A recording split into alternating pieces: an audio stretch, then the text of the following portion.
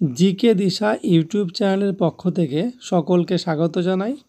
আজকে ফুড এসআইয়ের ফার্স্ট শিফটের যে পরীক্ষা ছিল সেই পরীক্ষার কোশ্চেন থেকে কিছু কোশ্চেন আজকে আলোচনা করব।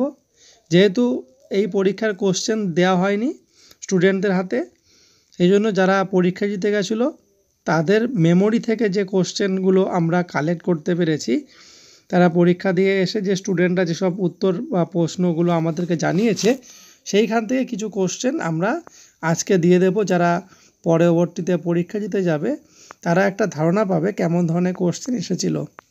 ঠিক আছে, তাহলে আমরা দেখি যে কি কি কোশ্চেন এসেছিল, সেগুলো সম্ভাব্য যেগুলো তারা মনে করে বলতে পেরেছিল সেই কোশ্চেনগুলো নিয়ে আমরা আলোচনা করব। প্রথম যে কোশ্চেনটা জিকে কোশ্চেন ছিল, কৈবর্ত বিদ্রোহের নেতা কে ছিল? কৈবর্ত বিদ্রোহের নেতা ছিল দিব্য বা দিব্যক।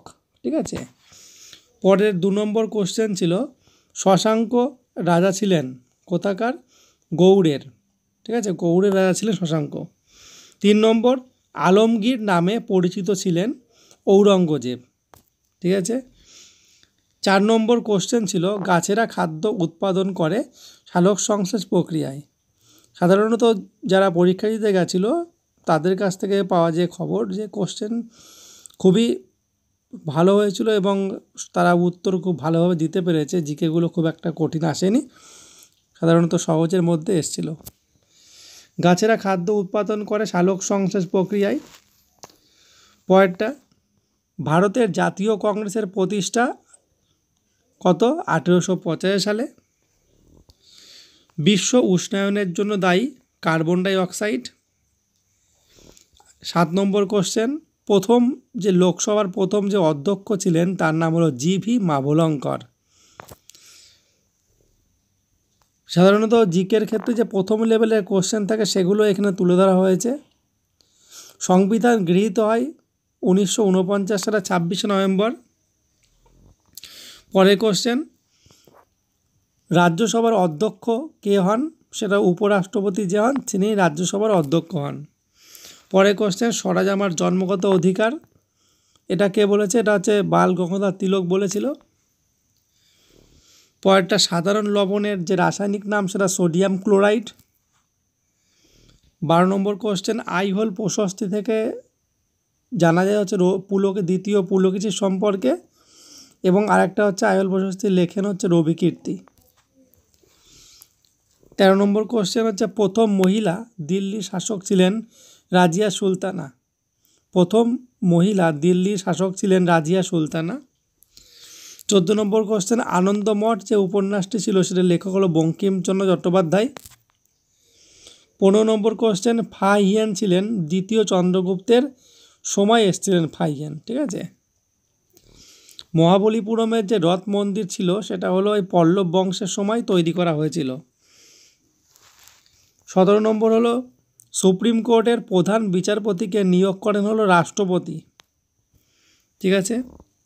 এবং বিশ্ব পরিবেশ দিবস কত তারিখে? 5ই জুন। এটা বারবারই দেয় পরীক্ষায়, আবার এটা দিয়েছে।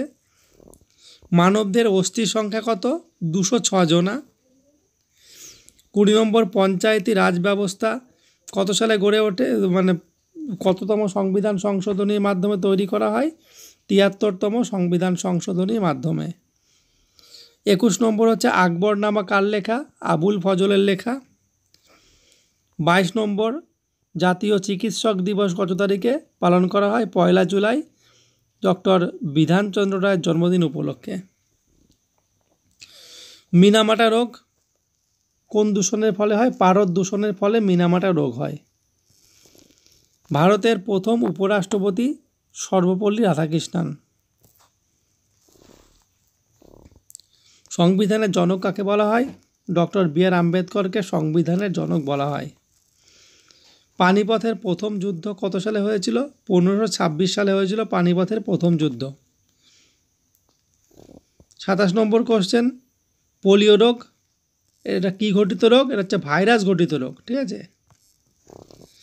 28 নম্বর, সিপাহী বিদ্রোহের সূচনা কোথায় হয়? এটা হচ্ছে ব্যারাকপুরে। মঙ্গল পাণ্ডে প্রথম শহীদ হয়েছিল এই সিপাহী বিদ্রোহে। 29 নম্বর কোশ্চেন হলো রানীগঞ্জ কী জন্য বিখ্যাত? কয়লা খনির জন্য রানীগঞ্জ বিখ্যাত। ঠিক আছে, কয়লা খনি, এখান থেকে প্রচুর পরিমাণে কয়লা খনি আছে, কয়লা উত্তোলিত হয়। 30 নম্বর কোশ্চেন হচ্ছে কর্নিয়া চোখের অংশ, চোখের মধ্যে একটা অংশ হচ্ছে কর্নিয়া। তাহলে আমরা এই 30টা কোশ্চেনই আমরা এখানে তুলে ধরতে পেরেছি, যারা পরীক্ষা দিয়েছে তাদের মেমোরি থেকে পাওয়া, এবং পরবর্তীতে আরও যে কোশ্চেন আছে যদি সেগুলো কালেক্ট করতে পারি তোমাদেরকে দিয়ে দেব। তাদের পরবর্তীতে যাদের পরীক্ষা আছে তা তোমরা কিন্তু এই কোশ্চেনগুলো দেখে নিতে পারো, তাহলে কিন্তু তোমাদের একটা ধারণা আসবে কীরকম ধরনের কোশ্চেন পরীক্ষা আসতে পারে। তবে খুব একটা কঠিন কোশ্চেন আসছে না, মোটামুটি সহজই যা কোশ্চেন থেকে বোঝা যাচ্ছে যে সহজ কোশ্চেনই এসছে। ঠিক আছে, ঠিক আছে, ভিডিওটি দেখার জন্য সকলকে অনেক অনেক ধন্যবাদ।